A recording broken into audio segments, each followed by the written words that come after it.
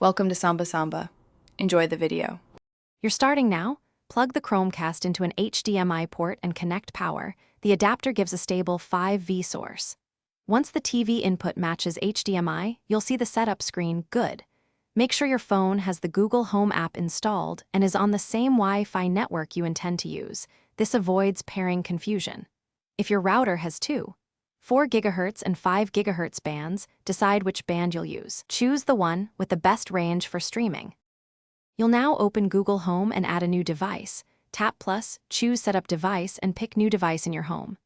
The app scans for the Chromecast. Scan the on-screen QR code or type the setup code shown. Next, select your Wi-Fi network and input the password so the dongle joins your network. This is how casting works.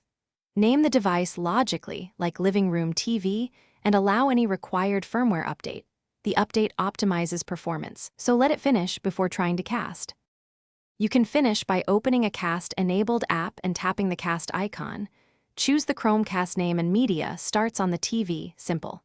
Adjust volume with your phone or the TV remote, and use Google Home to tweak ambient mode, set guest mode, or view device info.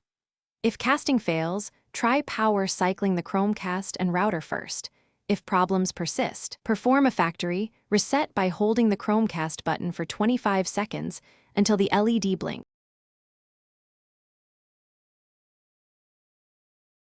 Thanks for watching. Consider subscribing if we helped you.